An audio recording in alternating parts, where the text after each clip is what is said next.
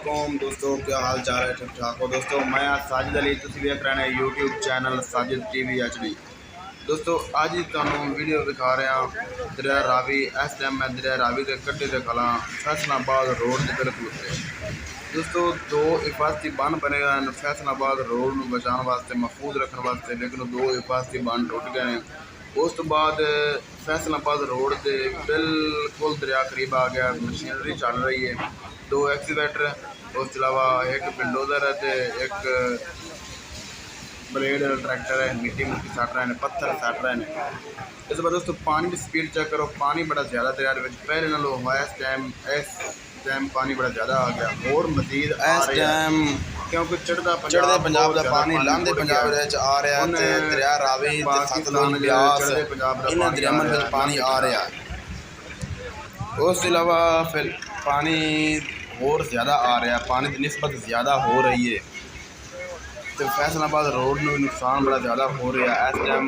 लेकिन मशीनरी चल तो रही है लेकिन फुल कंट्रोल नहीं हो रही है। और बन बिल्कुल टुट गए हैं, पहले बन तोड़ अगर फुल पाया ना, इस टाइम बन टुट गए, मशीनरी चल रही है।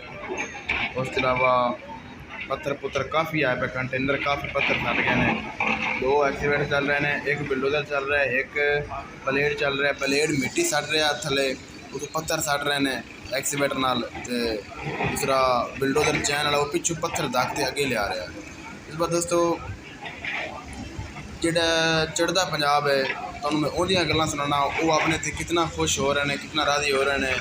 अपना पाकिस्तान का झंडा इंडिया की गली गली में लहरा रहे हैं। सुनो, पाकिस्तान जे पानी ना लैंदा तां पूरा पंजाब डुੱਬ जाना सी। हरियाणा अते राजस्थान ने तां पिठ विखा दित्ती, डुੱਬਣ ਲਈ इकल्ला पंजाब छड्ड दित्ता। ਇਹ शिकायत की है पंजाब सरकार ने बीबीएमबी नूं बकायदा चिट्ठी लिखी गई है ते शिकायत की गई है कि जे पाकिस्तान वाले पासे पानी वो ना लैंदे तां पूरा जिहड़ा पंजाब आ डुੱਬ जाना सी। हरियाणा ते राजस्थान ने तां साफ मना कर दिता। हरियाणा ते राजस्थान तां पिठ विखा के चले गए। हड़ दे औखे वेले जदों चढ़दे पंजाब दा साथ पाकिस्तान ने दिता, पर अपने हम वतन गुआंढी सूबियां ने मुंह मोड़ लिया। हरियाणा ते राजस्थान वालों पानी लैण तो साफ इनकार करन तो बाद हुण पंजाब सरकार ने भाखड़ा ब्यास मैनेजमेंट बोर्ड यानी कि बीबीएमबी नूं पत्र लिख के हरियाणा ते राजस्थान की शिकायत की है।